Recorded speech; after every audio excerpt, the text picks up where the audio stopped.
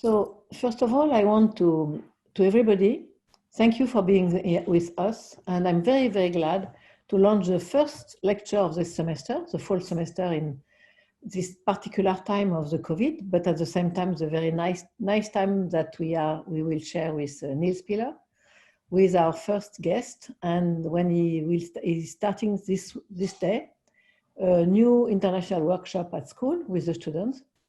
And I heard that it's really, really interesting. And I'm very glad to have Neil with us because he's a very long friend. I know you, we know each other since very long. Oh, I guess. Yes, I think more than 20, maybe 30 years. And I always have been fascinated by your drawings, by your way of teaching, the way the project and the work that you were doing with the students. So I hope that in 1 week, the students in that school in Confluence will do the same and will be as maximum as they can because they are used to do that. So thank you very much, Neil, for agreeing to come, to be with us. And I give the place, the seat, no, the stage to Aidan. Aidan will introduce who is Neil Spiller. Okay, thank you. Thank you, Aidan. Thanks, Ariel. So Neil is the editor of AD. Previously, he was the Hawksmoor Chair of Architecture and Landscape and the Deputy Pro-Vice-Chancellor of the University of Greenwich in London. Prior to this, he was the Dean of the School of Architecture, Design and Construction and a Professor of Architecture and Digital Theory. Before that, he was the Vice Dean and Graduate Director of Design at the Bartlett. Neil has been the guest editor of 8 editions of AD, such as Architects in Cyberspace I and II, Protocell Architecture, and Drawing Architecture. He's authored Cyberreader, Critical Writings of the Digital Era, Lost Architectures, and Digital Dreams. He has also published some books with Thames and Hudson, such as Visionary Architecture, Blueprints of the Modern Imagination, Digital Architecture Now, and as the co-editor of Educating Architects and as the author of Architecture and Surrealism. Most recently, he is the author of How to Thrive in Architecture School, a student guide for the REBA. His architectural design work has been published and exhibited worldwide. He is known as the founding director of the AVATAR, an acronym standing for Advanced Virtual and Technological Architectural Research Group. This group conducts research in advanced technologies and architectural representation, but more importantly, into the impact of advanced technologies such as virtuality and biotech on 21st century design. Neil is recognized internationally for his paradigm-shifting contribution to the architectural discourse, research and experimentation, and teaching. And we're very happy he can be here with us virtually this evening. So with all of that being said, the stage is yours, Neil. Thank you very much, Aidan. Thank you, Odile. It's a privilege to be participating this academic year, even slightly, in the Confluence School. I think it's a great initiative. I was very struck today with my first meeting with the students in the workshop that their ambition and enthusiasm for architecture is lovely to see. So thank you very much, and thank you very much, Nicholas, for sorting out some of the logistics of that. In fact, all of you for sorting out the logistics. So what I'm going to do, the lecture is called Community, and it's really a journey through my greatest hits, really. A journey of 35 years. I graduated from architecture school in, I think, 1985, 1986. And the journey starts there. I went to an architecture school called Thames Polytechnic. I couldn't afford to go to the AA. I always wanted to be taught by people like Peter Cook and Cedric Price and Nigel Coates and various other people who subsequently became very close friends. But I suppose being out on the periphery of Thames Polytechnic, which later became Greenwich University in a strange kind of cyclic thing. Being out on my own and being taught by what I call the Jesuit modernists, the white, clean and neat modernists who have been taught by people at Cambridge University, like Leslie Martin in the 60s. I was a rebel, really, and all the things that were going on in, all the things that were going on, why does that not work? Oh, there we are. All things that were going on at the AA in London at the time.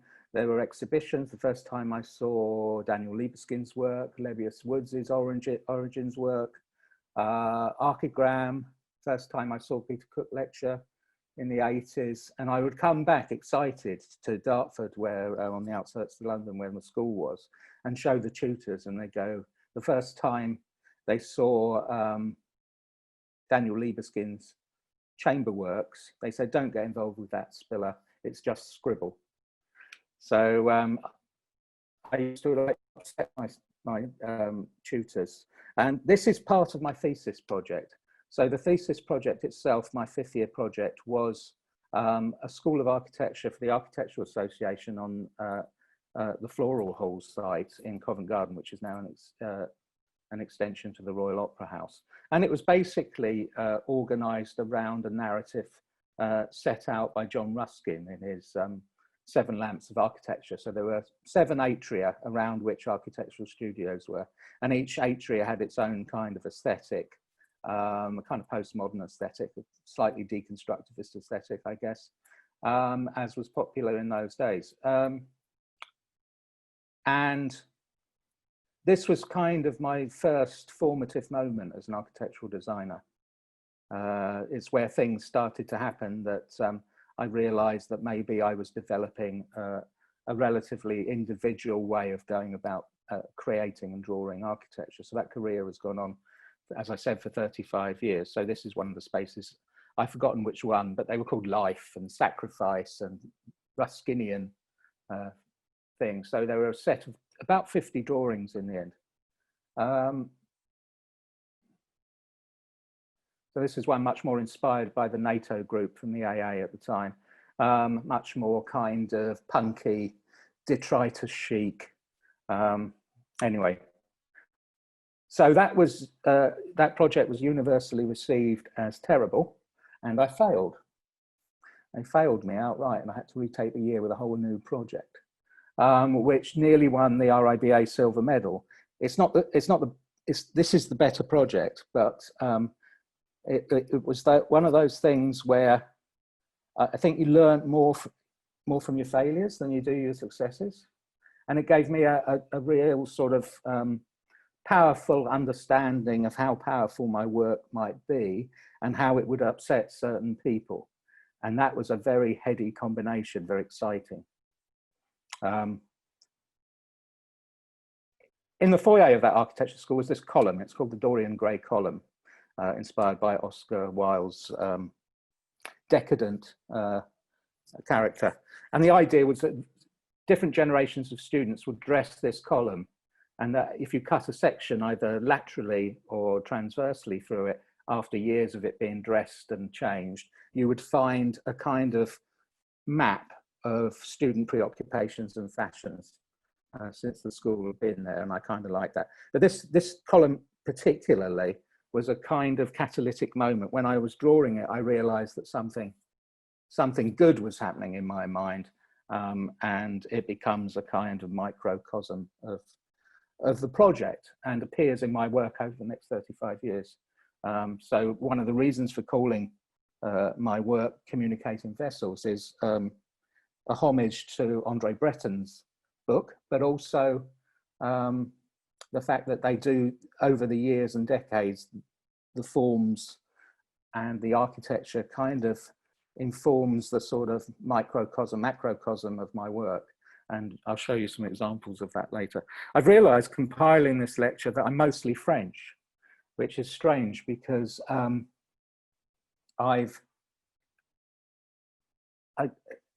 I was at school, at high school, there was a choice. You could either do French or technical drawing. And I failed. I didn't do French, so I can't speak French very well, if at all. And I did technical drawing, which I failed. So it's funny, again, it's ironic that probably I'm known most for, as well as my writing and my teaching, my drawing. So it's a strange, ironic world. So after I didn't fall into the usual trap that students fall into often when they get a job. The job's time consuming and tiring. I got that job and did my part 3 in record time, but I also wanted to keep drawing, to keep trying to discover what my architecture might be. And I teamed up with from the same year at college, and we rented a flat as we came out of college, very close to where I live now, which is home really. We did these schizophrenic drawings. The first one's called Schizophrenic Railing. I did the left-hand side and he did the right-hand side, and all we agreed on, it's kind of like the Surrealist Exquisite Corpse. We just agreed on how big the gates were and where the ground line was, basically, and then I started drawing and he picked up from there. And that's when we realized these drawings became, they're quite big. This one's 40 inches by 30 inches. So a meter high, meter 10, meter 20 wide. And they're drawn, this is how it's drawn. They were drawn with rotary black ink, and the wider bits of blackness were painted in with the ink. And then they were photographed, PMT'd as they called it, photomechanical transfer, to make the contrast. So the originals are a bit rougher than these. These are taken off the negs that we had made off the photomechanical transfers and then inverted. But what made us popular was that in those days, in the 80s, or the late 80s, it was, these were drawn big and reduced well and worked very well in architectural magazines. Nearly all of my work, if not all of it, has been published on many occasions around the world, but that process started, and I started getting known for these types of drawings in the mid to late 80s, which got me the attention of Peter Cook, who then offered me a job at the Bartlett, and that's how my teaching career started. So they work in mysterious ways. Once we'd seen that this technique was successful, we thought to invent an architecture element by element. So there's the railing or the filter, and this is a column called the Vitriolic Column. He did the top, I did the bottom. He was into Macintosh at the time. And you can see, again, this is a 1 meter, 1.5 meter high drawing. So we became more ambitious with that and started to think of ideas of dressing up Nelson's column in Trafalgar Square. What Cedric Price later, when he wrote the preface to our first self-published book, Burning Whiteness, Plump Black Lines it was called, was he called it, this particular one, Completing the Superficially Complete. But he also said that we throw too much, to use his expression, throw too much fruit into the cake every time. But that was just youth, I think, just going for it every time. Noodling, I suppose, if you're a guitarist. Then there were a series of urban competitions. Of course, we didn't win any of them. And around about 1986 was a competition for the Piazza Dante in Genoa. And our solution is a series of canopies and bridges and a big table that you sit underneath, and it gives you shadow. And so you can see the elements there are starting to appear in the plan.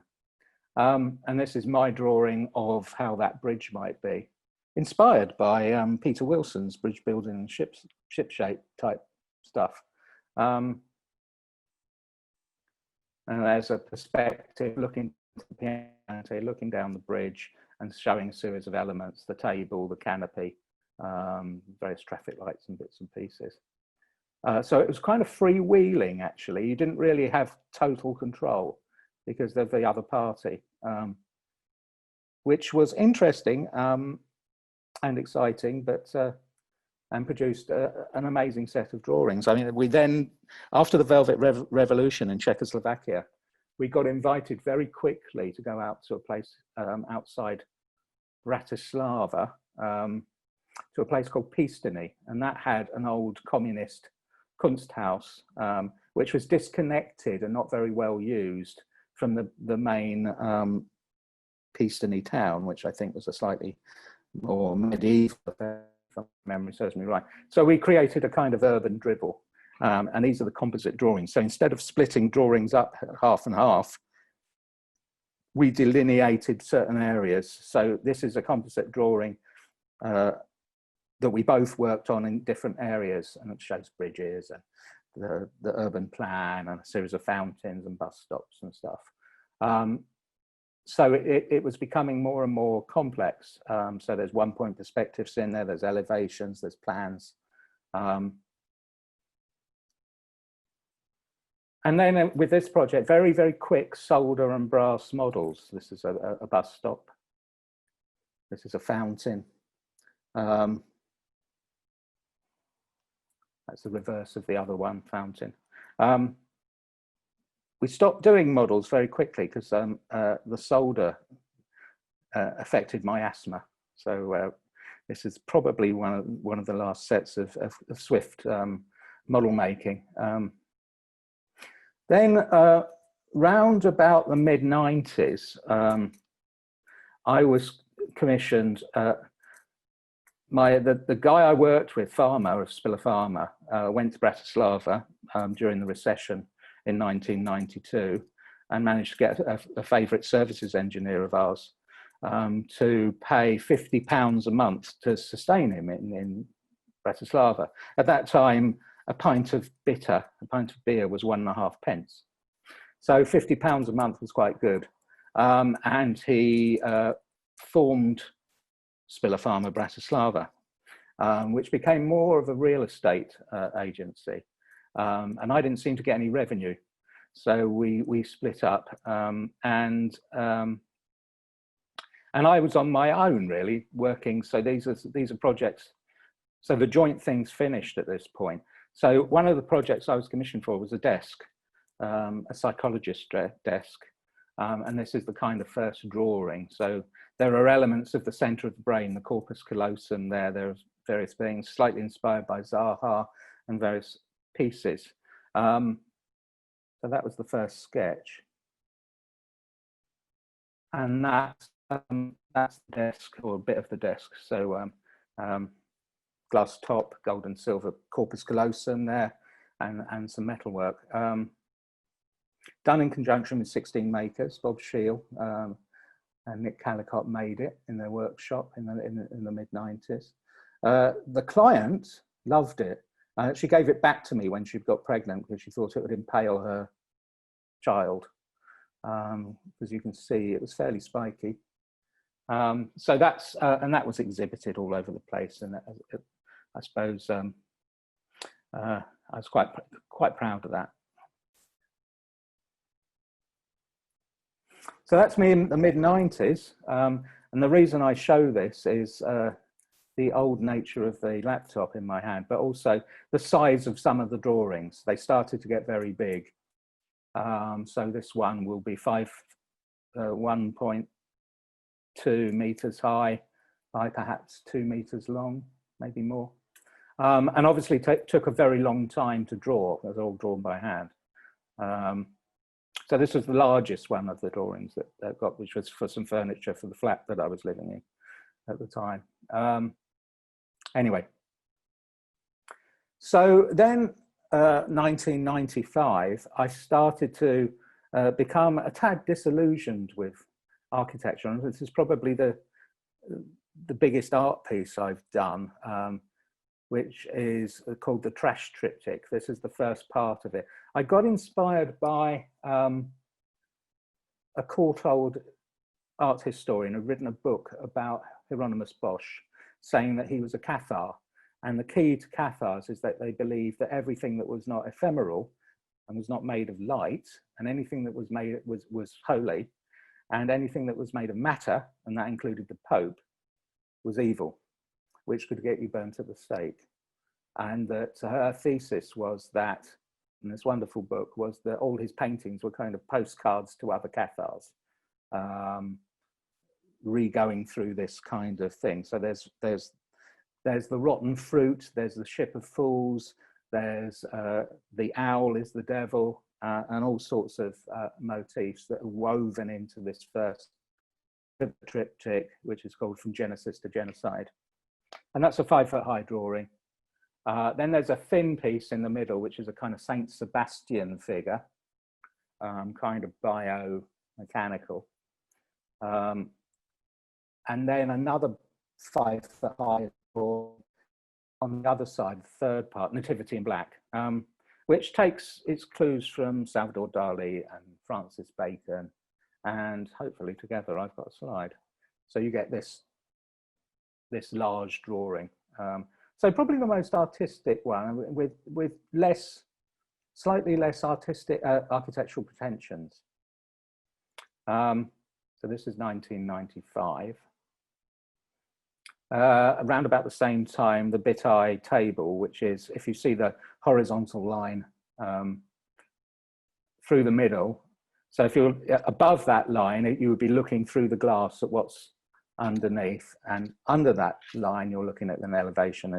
It was commissioned for an optical surgeon and is based on some of the geometries of haptic supports for artificial lenses in eyes and also phosphorescent protein. So again, a sort of thing similar to the previous desk, but smaller, a retirement present. It was never made, alas. I think it would have been nice. Then there was sort of bus stop furniture and Crawley based on protein geometries. Started to try, I've always tried to look at science and bring things back to architecture, from the periphery back to the center.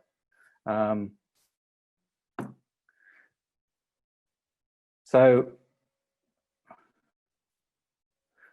pieces, there's a fountain, a rather Baroque fountain based on DNA ribbon modeling, and also a bit of Bernini.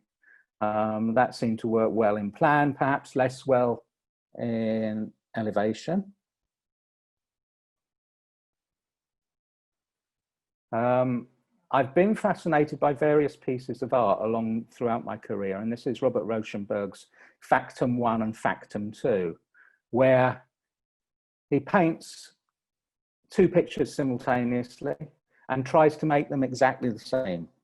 Now, of course, they're not exactly the same, and that's the wonderful thing about art, this choreography of chance. So the choreography of chance is very important in my work, and we will come back to the factums. The other great piece of 20th century art is Marcel Duchamp's The Bride Stripped Bare, with the kind of three-dimensional realm of the bachelors on the under panel and the four-dimensional electromagnetic domain of the bride, teasing the bachelors from above.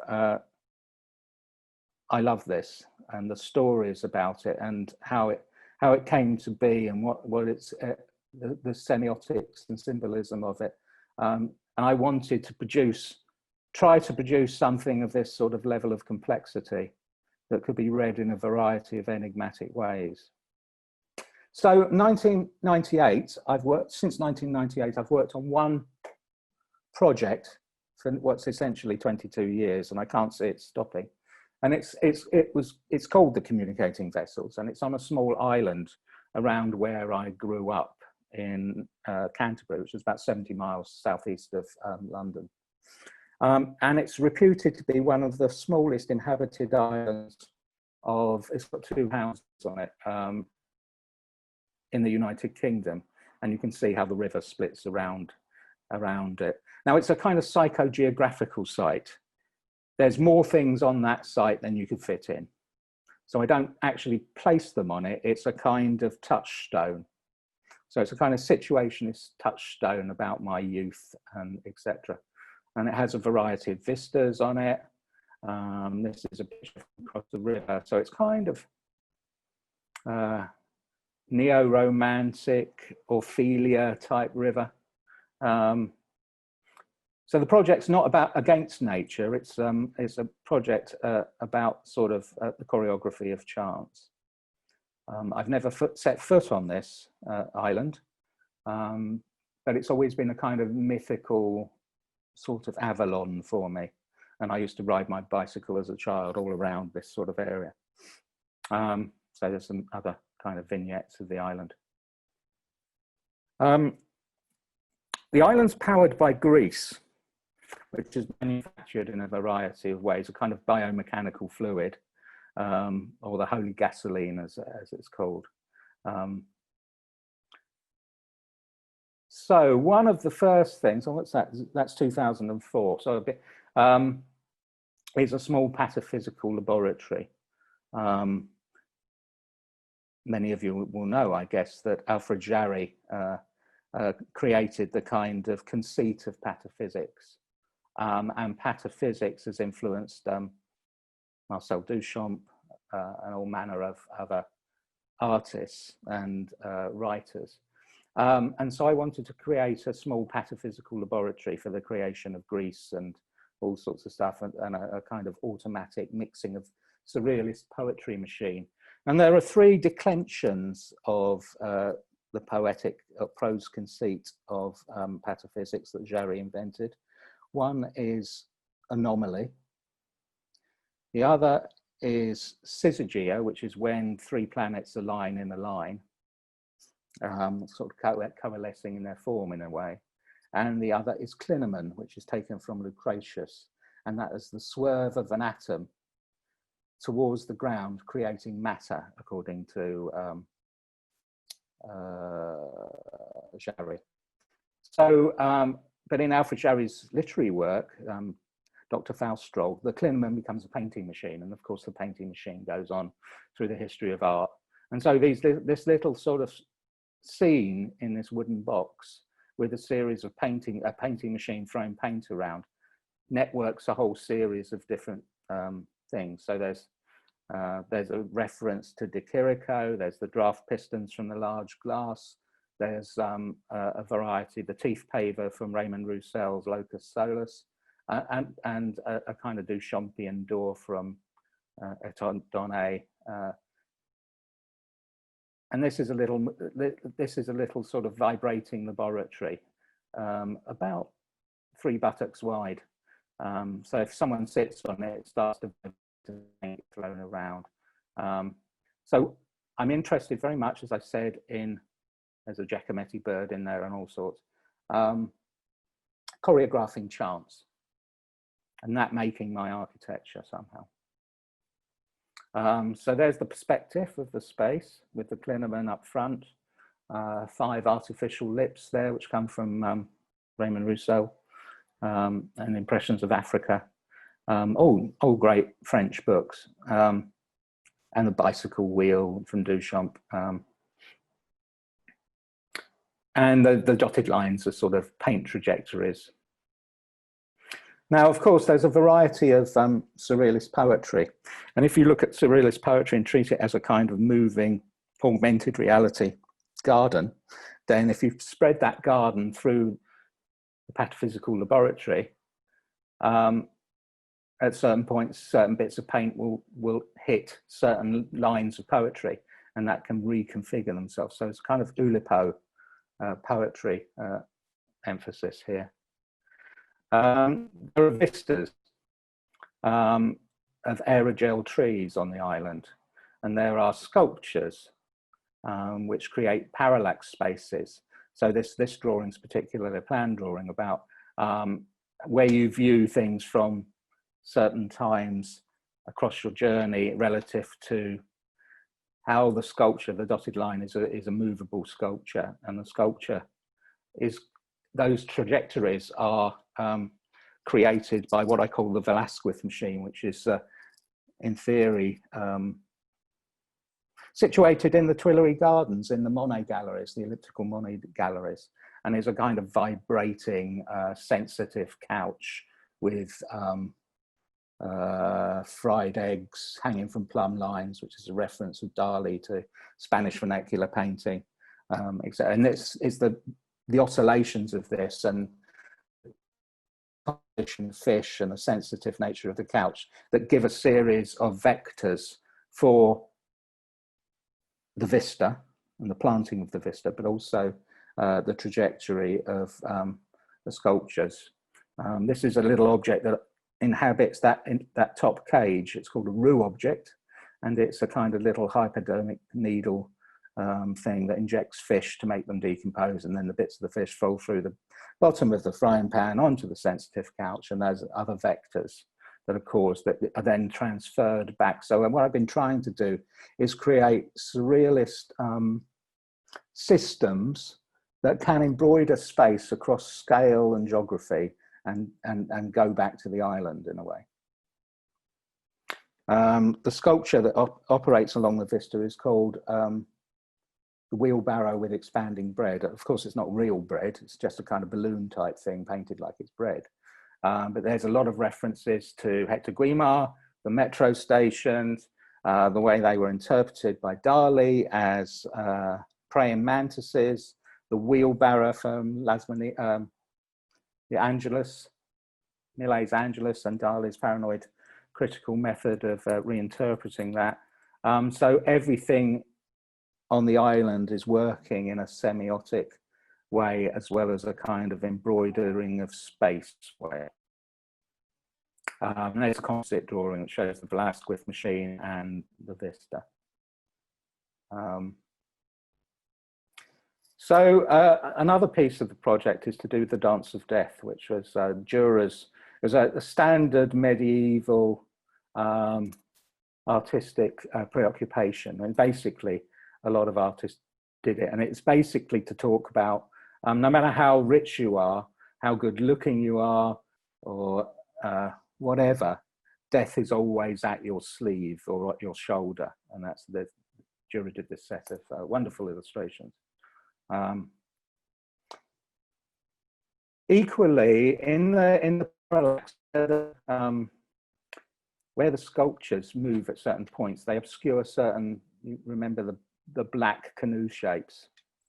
They're kind of points of momentarily parallax. And in those points, I wanted something holographic to appear to one viewer who's in a slightly different place to another. And this is Dora Ma's 1939 picture. We think it's a baby armadillo, but it's called Père Ubu. And that is a direct reference to Alfred Jarry's first play that was performed in Paris in 1898 and caused an absolute riot. So again, this stream of pataphysics, proto-surrealism goes through the project. This is Alfred Jarry on a very, very modern bicycle at the time. He only lived to about 30, addicted to absinthe and ether. But the books he wrote are amazing. Dr. Faustroll, the plays, Père Ubu, Ubu Unchained, I think. Amazing, amazing. Way ahead of his time. A great influence on people like Samuel Beckett or Harold Pinter.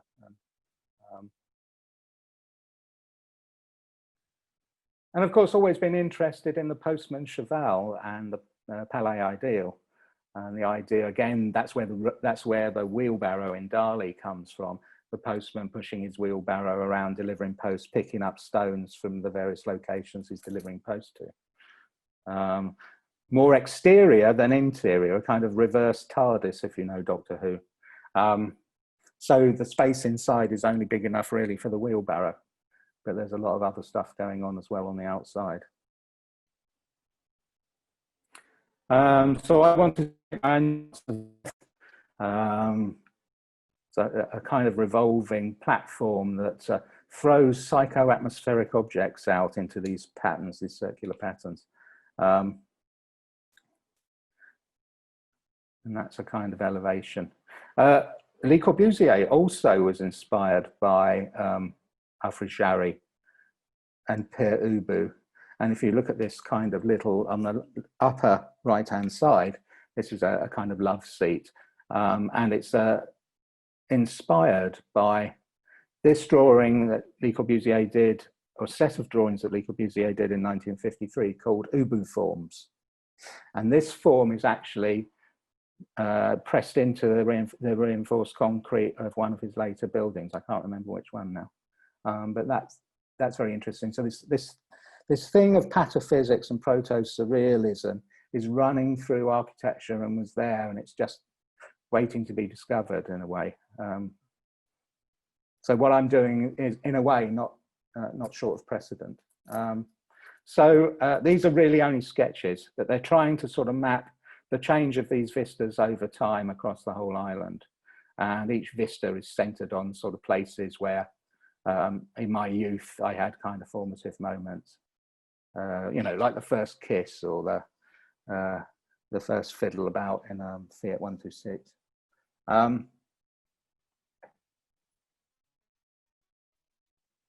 Anyway, these are sketches. I wouldn't call them finished drawings, but so these are the psychoatmospheric forms. And if we go back to Factum 1 and Factum 2, I drew these drawings simultaneously, trying to make them the same. And obviously they're not. So these are kind of flying objects that get caught and then deposited in those circles of the Dance of Death. And they kind of, there's a baguette kind of form, which is a great surrealist form. It's a Dalian form for human stupidity. There's also a kind of Bratwurst form. So I was interested in the difference between these drawings. So there are the two drawings. And there are the two drawings superimposed, so you can see the differences. So again, trying to choreograph chants, one set inside the other just for the sheer hell of it. And then another piece of the site is what I call the genetic gazebo, the old gazebo there. And I got interested round about this time in Gordon Pask, who taught at the AA in the 70s and 80s, who was a second order cyberneticist, and he created self-wiring systems. This one's called the ear. And if you put silver nitrate and put a series of electrodes and put electricity through different ones at different times, it responds by condensing its own wiring according to that particular organization. If you change the organization, then it rewires itself.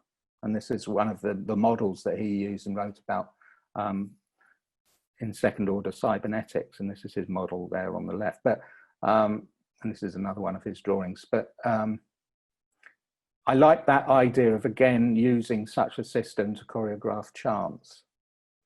And to let these systems are called dendritic, obviously. They are tree-like structures, and these are some more modern ones. So I like this idea. I also wanted different inputs, and I became fascinated by prehistoric insect caught in amber, that we could mine its DNA, and that could be an input into this cybernetic machine that would determine different things, like the dimensions of the psychoatmospheric object. So inside the gazebo is this kind of 4-square 16-point array, one of which, in the circle in the middle, becomes the amber. The upper kidney thing that sticks out the front door is a bird bath divided into 4, which can also be an input mechanism. And the furry thing on the right-hand side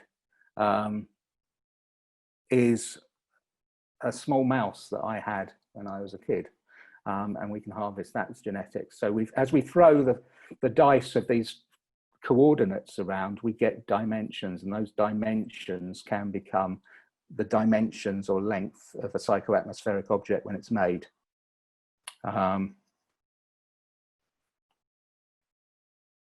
that developed this kind of perspective.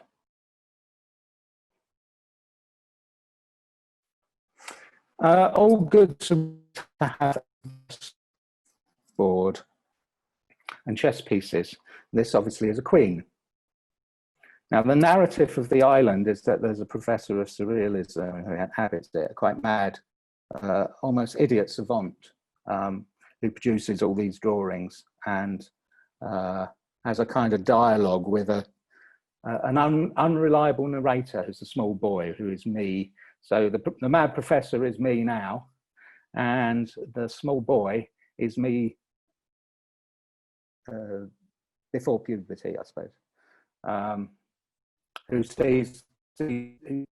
goes trespassing on the island but doesn't really understand what he's seeing, but tries to get it across. So there's thousands of words of what I call purple prose that are to do with this project as well.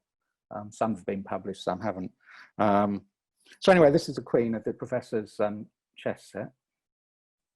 And these are some of the other pieces. There's a baroness. The squiggly ones are the inside of a pigeon, homing pigeon's ear, which are the pawns, etc., etc. And they're pieces of the project. So you see that I think it's the king. It becomes the clinaman from the pataphysical laboratory. And the knight becomes the wheelbarrow with expanding bread, which is the sculpture that goes round, or a series of sculptures that go round the vistas, conditioned by the Velasquez machine in the Tuileries. The whole island is overseen by a baroness, and the baroness is a kind of, Duchamp talks of the bride as having electromagnetic filaments, which he never represented but wrote about. And I wanted the baroness to have these electromagnetic filaments so that she knew where everything was all the time. So that's the filaments represented by the diagonal slash, and you can see the baroness in the upper right-hand side of the drawing. The baroness is also influenced by Dada poet Elsa Freytag von Lorenhoven, who had the studio next to Duchamp in New York in 1917, and also was attracted to Duchamp, but Duchamp wasn't attracted to her because she smelt. She didn't do much washing, and she didn't do much dressing for formal occasions either. So she once went to, I think, the German embassy in New York and took her coat off and was wearing 2 tomato tins as a bra. But she made jewelry out of found objects. So quite an extraordinary woman, and her Dadaist poetry is full of detonations, if you like, likens men to defecating frogs. So once I find a character like that, they've got to be in the communicating vessels. So this is one of my favorite drawings in terms of its title, and it's called got to get this right. The Baroness's filaments caressing the bulb of the wheelbarrow with expanding bread under the disapproving eye, composite eye of a wasp. So that's the longest title. So coming a bit more up to date, I was very friendly with Lebbeus Woods, and when Lebbeus died in October, at the end of October in 2012, I had just started to do a walled garden on the communicating vessels thing, but I wasn't very far advanced with it. And I decided to do a walled garden dedicated to Lebbeus, which became the walled garden for Lebbeus. And it takes a few quotes. I mean, it takes Aldo Rossi's Moderna Cemetery. I later found out the truncated cone, a fustrum, they call them. A few trees, a few bits of this, that, and the other. But so this is the unadulterated plan. I wanted it to have an augmented reality component as well, which I will show you. Of course, Lebbeus died on the night of that storm that hit New York in 2012. I've forgotten its name. It wasn't connected. His death wasn't connected to the storm. He was a professional smoker and drinker, so and he'd been poorly for some time. So this project took form very quickly and became a suite of 25 drawings. So it started off with a plan, Then it started off with a kind of funny sort of ISO-AXO perspective, and the statue appeared. The statue is Electra, the bringer of storms. And I've started to be able to do, in the beginning, with the early drawings, they were mapped out in pencil and I knew exactly what I was doing as I was inking. Nowadays, I enjoy the chance much more. And so these drawings happen kind of live. And then I reread them to try and make sense of them, so that the drawing helps me make sense. And one of the things I wanted, as I said, I wanted this augmented reality component. And once I got Electra, I've then got a device that allows me. So if Electra's got a hollow head at the back, you can look through her eyes and hear through her ears and see an augmented reality storm passing over the garden. Anyway, so that's another version of that drawing. And so there might be virtual reality, isobars, gravity gradients, centers of storms over the frustum. And so you get these kind of meteorological drawings.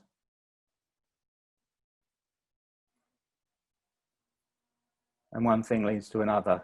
So you choreograph them, time-based legibility drawings, the start of the storm and the waning of the storm. Other pieces like the Dorian grey column start to appear out of the vectors of the storm. And so you get this much more theatrical thing that you can only see it when your head's in the back of Electra's head. And then various elements from Nemo and the Dorian grey column and all appear and pass through this garden, this walled garden in the storm. And it develops drawings like this. I found the whole suite of drawings I like. They're very successful, in my opinion. The last drawing is when I always knew that they were kind of unreal vectors and it wasn't a proper storm, even in augmented reality. And then I realized it doesn't have to be, it could just be gold leaf. And so this is the last drawing of the series, which is called The Walled Garden for Levius Gold, which was exhibited at the Royal Academy in 2015. And this just kind of happened. I'm much more experimental nowadays. I don't have too much architectural guilt. In the old days, I wanted to please people, so they'd give me a commission. Nowadays, I realize that no one's ever going to give me a commission, so it doesn't matter, and I should just please myself. And then the storm abates, the virtual snow starts melting, and it's a new dawn. Here's the first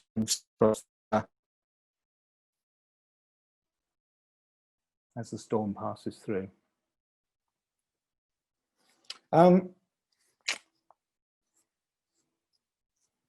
I've been called more of a landscape architect than an architect because I'm always talking about some sort of landscape, but I'm also very interested in creating spaces using technology. So this is a virtual reality garden set in the sky so that the professor can put on his virtual reality goggles and experience this floating garden high above the island.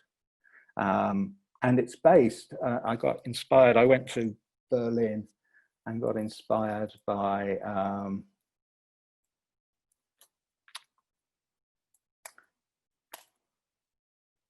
it will come back.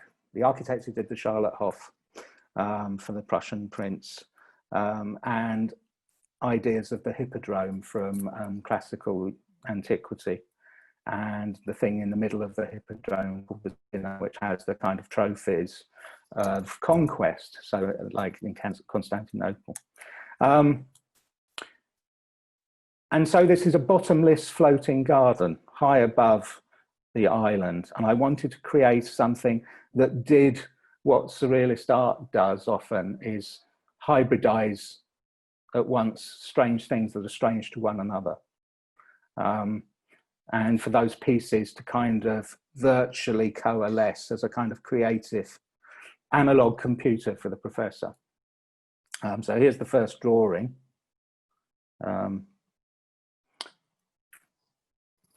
Various versions of the drawing. So this floats above, well, I'll show you in a minute.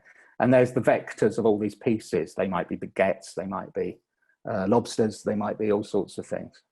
Always moving, constantly orbiting and coalescing, colliding and hybridizing, creating enigma and ambiguity.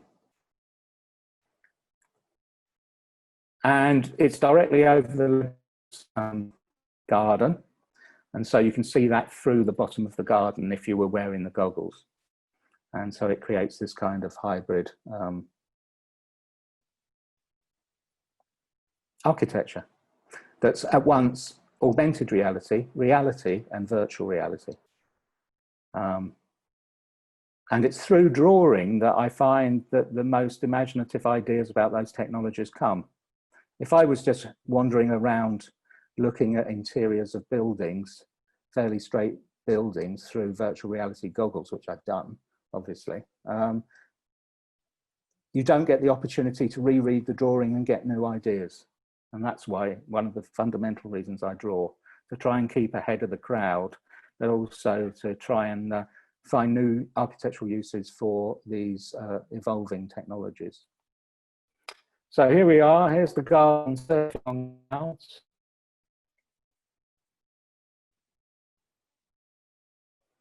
And here you see, you look through the garden and you can see the island below and the Ordnance Survey map of the context around.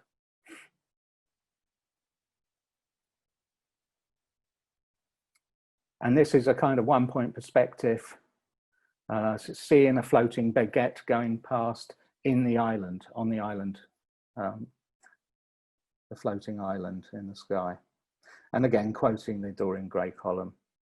I've forgotten that architect, German, doesn't matter. So then after many years, probably merely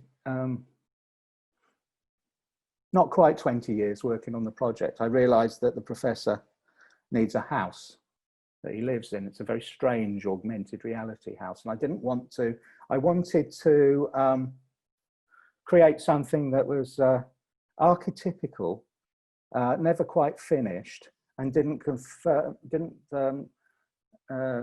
confirm traditional notions of house. So like Ben Nicholson's Appliance House in a way, if you know that. So I wanted to start and try and work out what was in it and how it was arranged by using a different method than the one that we as architects had taught. So I wanted to start by looking into its eyes, both outside and inside the windows, and see what I could see. But equally, the first step was to design the front door. So taking inspiration from Rodin's The Gates of Hell,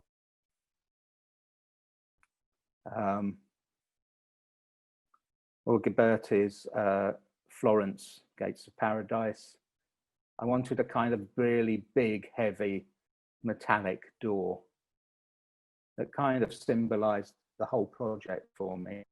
And so I started designing a door, which is the front door of the house. And it is a big cast bronze. It's called the Inverted Angel Door.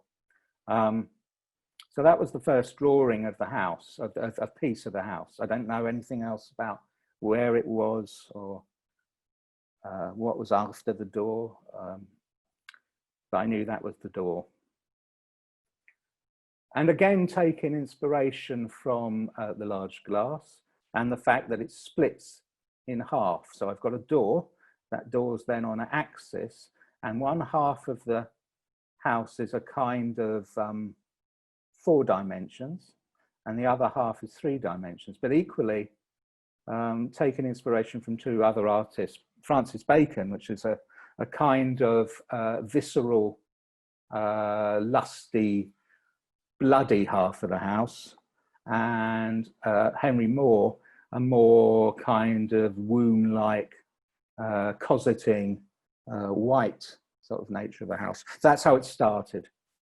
So I then started to design some of the windows and see what I could see. And of course, I designed these things and then reread them. So this one told me that there were asphalt gargoyles outside.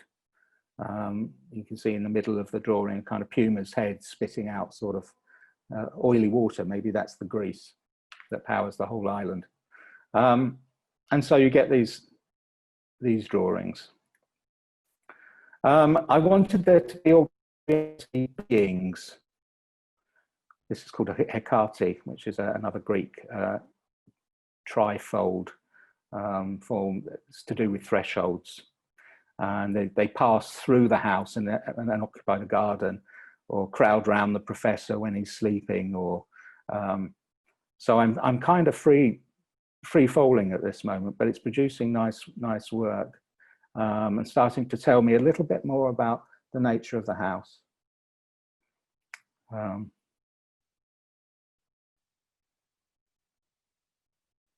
And these forms, you know, there's kind of Hans Bellmer type forms, so they're not benign forms. They're kind of imbued with an element of the professor's history, maybe yet to be discovered, but they're also sort of sexually charged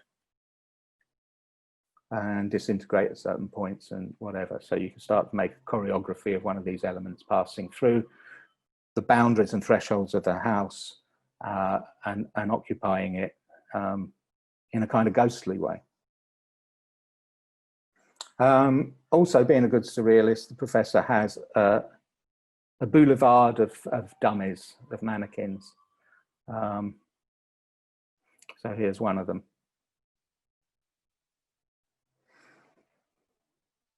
And working on the boulevard and the mannequin form as it moved across in a kind of wall elevation.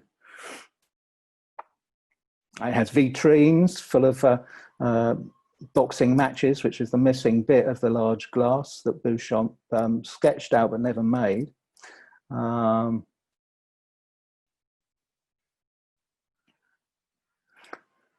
other great surrealist mythical character is the Minotaur.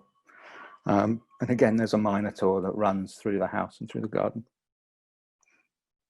Rib cage with rose, that's another piece, kind of pseudo mannequin piece.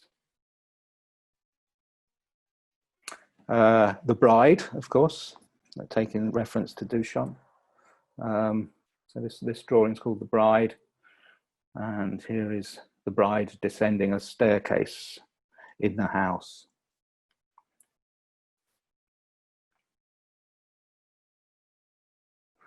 The house, the initial sketches of the house gave it wings. I was particularly interested and inspired by John Haydock's Cathedral, if you know that one. But it has these kind of wings, and it has a kind of nose, long knife-like, sword-like nose cone. This drawing was exhibited at the Royal Academy in 2016. But again, arrived very quickly and with no preordainment, really. I mean, it's a series of Photoshop and sketch layers nailed together, and oh, the form's evolving. It's just letting the drawing show me what it is. Now, of course, superimposing this on the Étant Donné, but you start to see the two wings, the nose cone, and the start of some of the motifs that are used in the Communicating Vessels project starting to inhabit the house, and also starting to imply the trajectories of some of these more virtual entities. And so this becomes the initial plan, kind of quite simple, with the nose cone, the wings coming out, painting studio or whatever.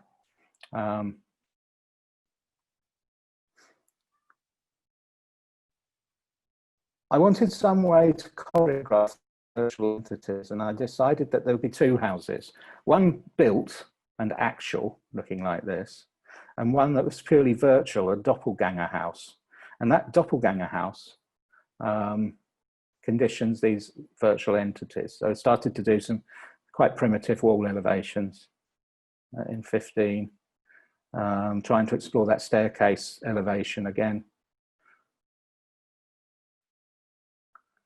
And the doppelganger house would create vectors by scanning works of art. So here's the doppelganger house scanning whatever it is, a post-expressionist picture, and could also scan spaces and create all manner of different coincidences of spaces in augmented reality or virtual reality that are then choreographed into the house, so that the scanning would take place at almost randomly at dusk and in the early morning, and that would condition the arrangement of the house for that day, and over the evening it would change again.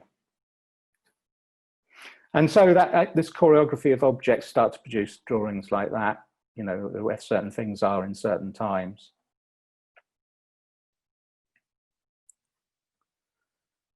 I'm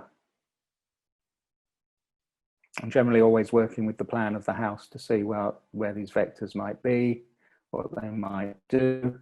The virtual house can split apart and different bits become differently sensitive at different points in time. So this was a drawing trying to explore that with the bits firing off in all directions. One of the things that control the doppelganger virtual house is, this is called the Glen of the chicken computer, and it's the chicken computer that masterminds what to scan and when, whether that's a landscape or whether that's a painting, whether it's a drawing, whether it's another architectural space. And the computer is in that kind of Aldo Rossi tent, and it's a chicken computer, and it's randomly takes the pecks of chickens and translates them into instructions for the scanning doppelganger house. And that's what's inside the tent.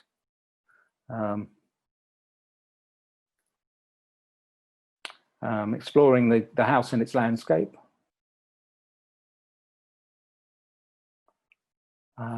Creating these hybrid drawings of the house, the doppelganger house, fragmenting and scanning different terrains.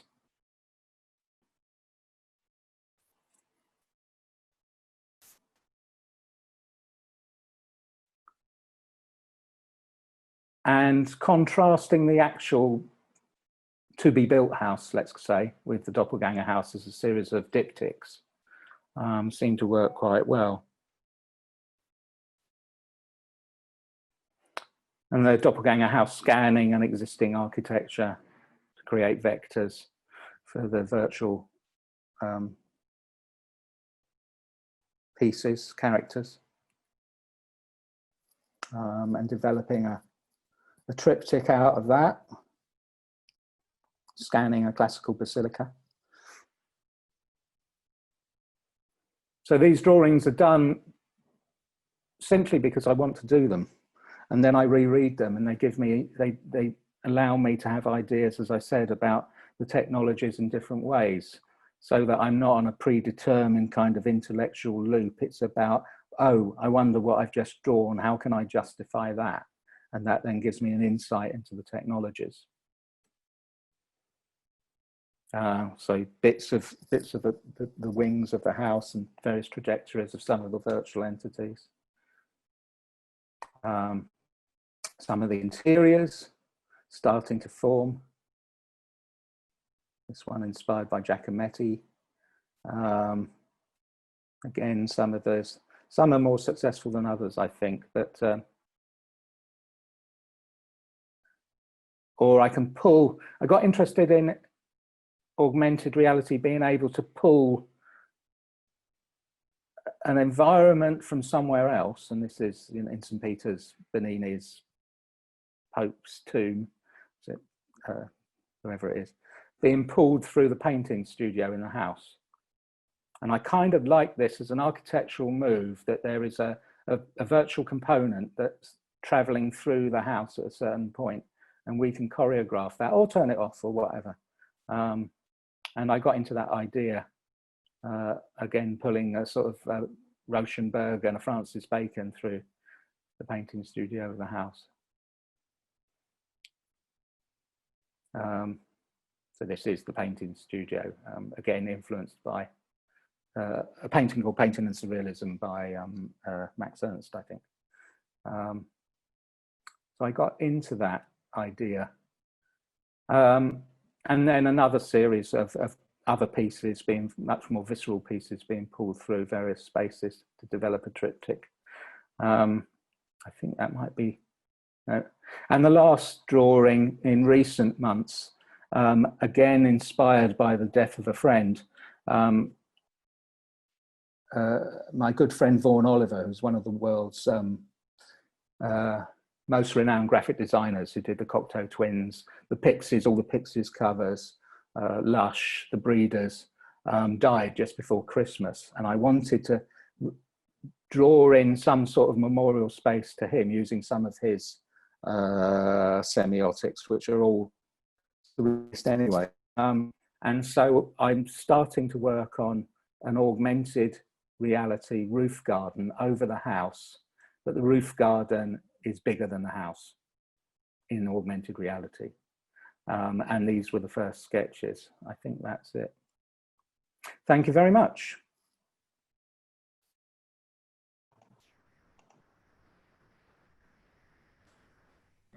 Thanks, Neil. We want to applaud you.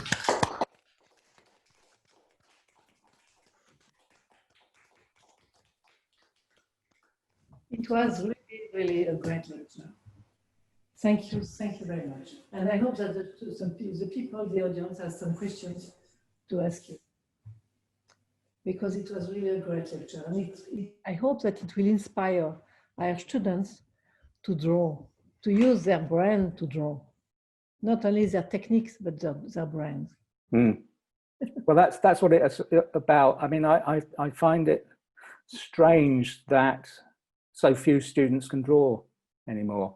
This is a problem. Or sketch, and it is a problem because it's about how quickly you can manipulate ideas, and be creative. But there are some. You will see that there are some in our school. It's a little school, but there are some. Yes, no, exactly.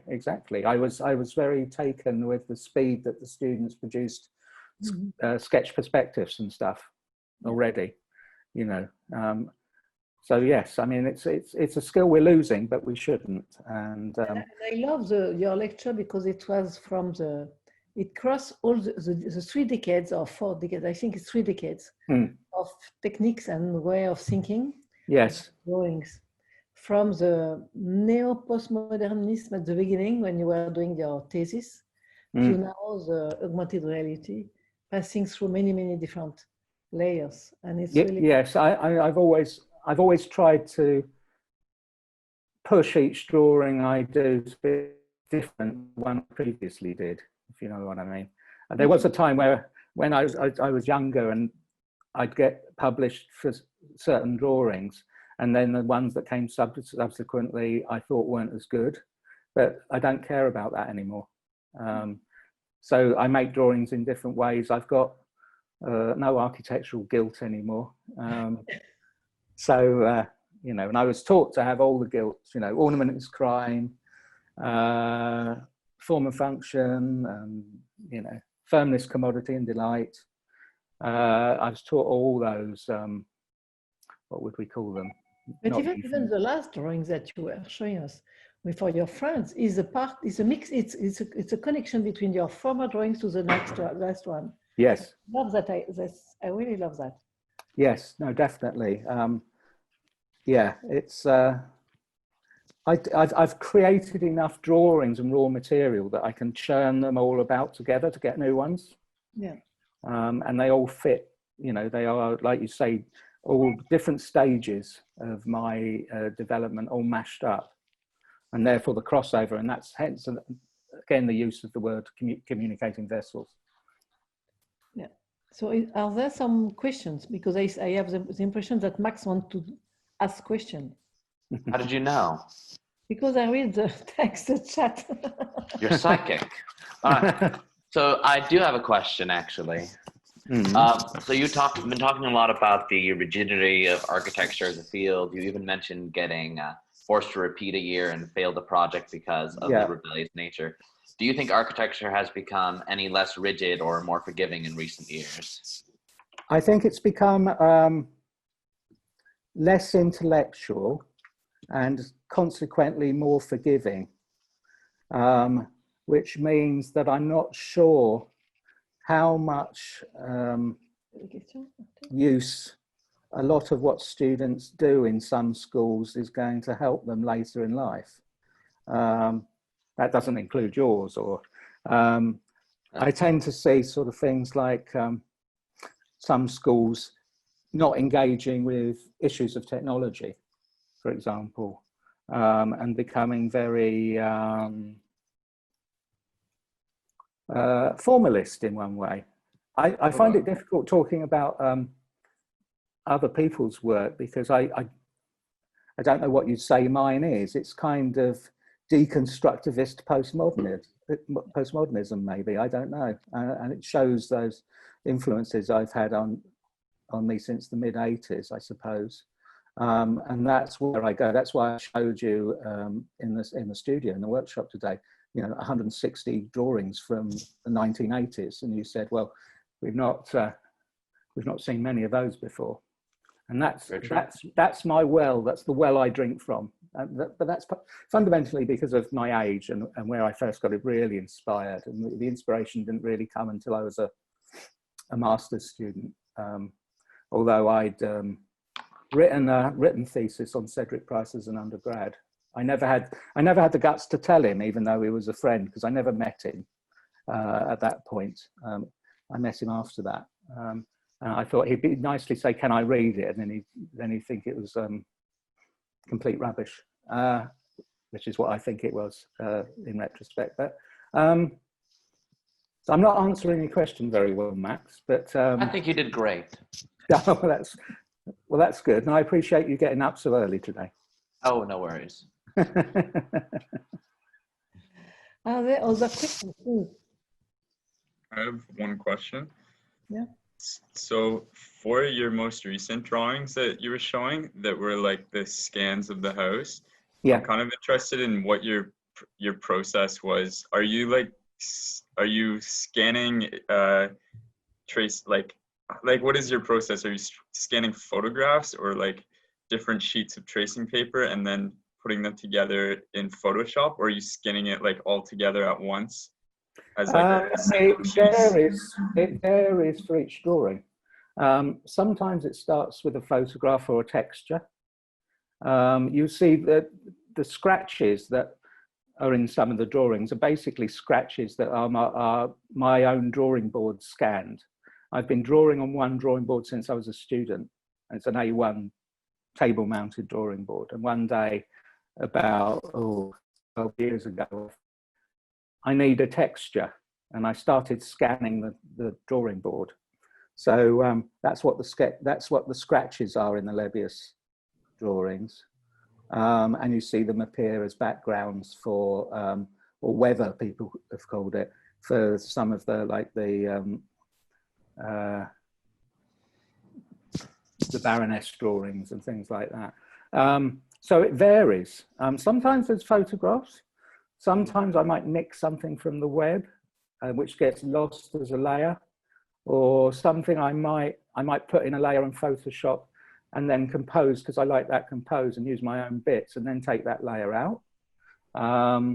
Sometimes I use versions of previous drawings and start to erase bits of them or superimpose them in Photoshop. Sometimes I draw. I've just finished a set which which is 3 drawings, which I haven't shown here, kind of lockdown drawings, which are summer house towers on the island. And those are drawn in the old-fashioned way on card and with ink, and then are scanned and then superimposed.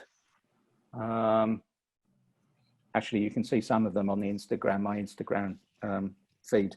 But, so it all happens in different ways, really. And that's one of the joys of discovering what the next thing will be. That cover image I've got, the frontis image, the kind of muddy image, was the last thing, one of the last things I worked on with my friend Vaughan, who was going to do the Neil Spiller Communicating Vessels book. And that was a possible cover that we created together a few years ago now, quite a few years ago now. So it's kind of topped and tailed with Vaughan, really. So. Neil? Nicholas. I just had one question. We were just wondering, why did you abandon models? Except for the healthcare thing. I was never a great model maker. I was never a great model maker. I mean, my thesis model, I went to the workshop, picked up everyone else had thrown away and made my model out of that. As found. So I've never been a great model maker. Yes, but your model were so fantastic. The one that well, they were just yeah. I mean, it was the time of Tatlin. There was a lot of model. It was round about that time. Everyone was making nice models, weren't they? So I thought I'd have a go. But it's really, I mean, it's the acrid smoke of the soldering iron that got me in the end. And also, you know, you can store models, store drawings easier than you can models. And it costs money. And you need the Perspex top or whatever. I can't afford things like that. I understand. Okay. Some students, do you have some questions, please? Yes, I have a question as well. Yeah, so as Aidan, it's regarding your process. So for the drawings you did for Lebbeus, yes, you said you started off by drawing in plan, and then you moved on to the perspective and to the other ones. Yeah. Is that something that that you do always with the drawings we've seen, moving from above to then perspective and stuff, or do you sometimes already have a three-dimensional conception of what you want to draw before doing the? Not these days. I don't have a 3 or 4 dimensional conception of what I could draw. As I said, I reread the drawings that I've got to try and make sense of them when I realise that I've done a nice thing. In the old days, like with the pataphysical laboratory box, I would draw the perspective first and then draw the plan, because it's easier that way. So I've done that trick. I've done all sorts of, sometimes I work the other way around. It depends on the drawing, really. They just came out like that. So there's only actually 2 original hand-drawn drawings in the Lebbeus wood set. The others are Photoshop constructs, using those as the basic genetics of the drawings. Okay. Okay. Thank you. It's a shame that Lawrence is not here, because Lawrence is really a good drawer in the school also, but he's not here. Okay. So are there some other questions or no more? So we will thank a lot Neil for the fantastic. Well, I hope it wasn't too mad. No, it was nice. It was very nice. It was perfect. It was really a great survey of your work. And it was really, as I told you at the beginning, I always admire your ability of doing drawings and fantastic vision about the drawings. Well, that's very kind of you. Thank you. And once, maybe I will like to buy one. Oh, yes, you can buy one if you want. We were talking together because we are 3 in the room, and we are saying, oh my God, I want to have that in my home. Well, some are... Well, I want the furniture. You want the furniture? Yeah, I like that desk and the chair. I'll take both. I've never designed a chair. No, that chair you were sitting on, that wasn't yours? The what? There's a photo of you from, I believe, the early 90s or late 80s. Oh, yeah, with the hair, yeah. Boots. Oh, yeah. That was a chair designed by Farmer of Spiller Farmer on his own. All right. Yeah, and it was really uncomfortable. Sometimes chairs by architects are not comfortable. I'll take it off your hands then if it's too uncomfortable. I don't own it anymore. I don't own the table anymore. Why, Lawrence? No. Lawrence, how did you come now? Just now? Lawrence. Lawrence. Yeah, I got kicked out. I don't know. My Zoom crashed. Okay, but you have learned. You have listened to the lecture. Yeah, I listened just You before don't the have questions. I got because you are kicked the out. man who for drawings. You know. You don't have questions. No. And you will see the students tomorrow back? Yes, tomorrow. Yeah. Thank So you. they're all on target today. They all did well. Okay, thank you very much. Tomorrow's the crucial day, I think, to get the yes. the project sorted. We will see the result on Friday. Yeah. So thank you very much. Work well together, all together. Well, thank you, and thank you again for inviting me, all of you. That's really appreciated. I'm enjoying it very much. It was really a pleasure, and you will come back, for sure. Bye-bye. Good. I would happily come back. Bye-bye. Bye-bye. See you soon. Bye-bye. Yeah. Thank you. Thank you. Bye-bye. So. Jacques Jacques. le Pacha. Je voulais poser une question. Mais on a coupé, il est parti. Ah, il est parti. Oh non. Mais il fallait y aller plus tôt. J'ai pas arrêté de demander qui avait des questions, Jacques. He's gone. Gone now. Et Jacques, si tu peux venir au jury. Ouais. Tu peux venir au jury vendredi si tu veux. Mais tu lui poseras la question. Ah, d'accord. C'est vendredi le matin, l'après-midi? 5h30 sur Zoom. D'accord, ok. Je poserai la question vendredi alors. C'est extraordinaire, c'est magnifique, ça m'a fait rêver complètement. Incroyable, ça. Ça m'a fait rêver Ça fait du bien de complètement. voir ça. Et c'est extraordinaire. Je ne connaissais pas, mais c'est De voir ça, c'est formidable. très impressionné. Pour les étudiants, c'est génial. Donc, vous entendez encore les étudiants qui sont là? Yeah, it's going to be fantastic for the students. I mean, what you saw, because it's fantastic. It's a real dream. You have to go at the same level at the end of your career. That's right. You know? Yes. Okay. Bye-bye. Okay, bye-bye. Thank you. Goodbye. Bye. Donc, je laisse l'enregistrement en cours. Non, je coupe l'arrêt.